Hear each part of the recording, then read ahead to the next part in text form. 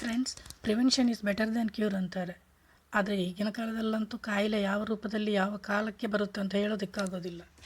ಆದರೆ ನೋಡಿ, ಶೀತ ಕೆಮ್ಮಿಗೆ ಮಾತ್ರ ಇದೊಂದು ರಾಮಬಾಣವೇ ಸರಿ. ಮಸಾಲೆ ಟೀ.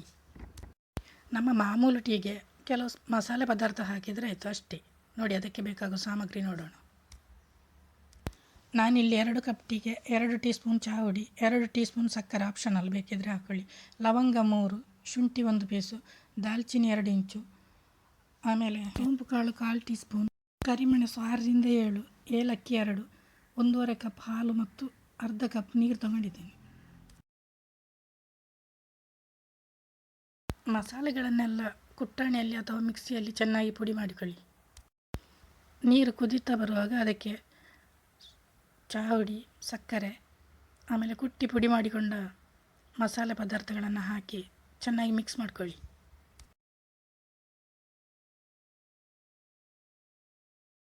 ಇವಾಗ ಹಾಲು ಸೇರಿಸಿ ಈಗ ಕೂಡ ಮಿಕ್ಸ್ ಮಾಡ್ಕೊಳ್ಳಿ. 1-2 ನಿಮಿಷ ಚೆನ್ನಾಗಿ ಕುದಿಸಿ ಆಮೇಲೆ ಅದನ್ನು ಸೋಸಿ. ಇವಾಗ ಮಸಾಲೆ ಟೀ ರೆಡಿ ಆಯಿತು.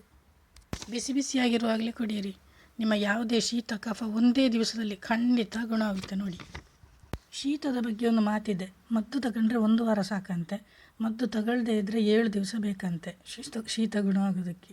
ಏನೇ ಇರಲಿ, ಮಸಾಲೆ ಟೀ ಕುಡೀರಿ, ನಿಮ್ಮ ಶೀತ ಕೆಮ್ಮಿಗೆ ಒಂದೇ ದಿವಸ ಸಾಕು, ನಾನು ಗ್ಯಾರಂಟಿ ಕೊಡ್ತೇನೆ.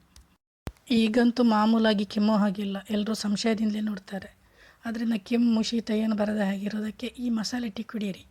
ಒಂದೇ ದಿವಸದಲ್ಲಿ ನಿಮ್ಮ ಶೀತ ಕೆಮ್ಮು ಎಲ್ಲ ಖಂಡಿತ ಗುಣ ಆಗುತ್ತೆ. ಈ ರೆಮಿಡಿಯನ್ನು ಸಾಧ್ಯವಿದ್ದಷ್ಟು ಶೇರ್ ಮಾಡಿ ದಯವಿಟ್ಟು.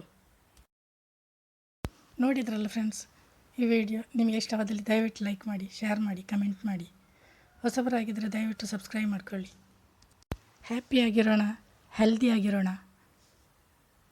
ನಗುನಗ್ತಾ ಇರೋಣ. ವಂದನೆಗಳು.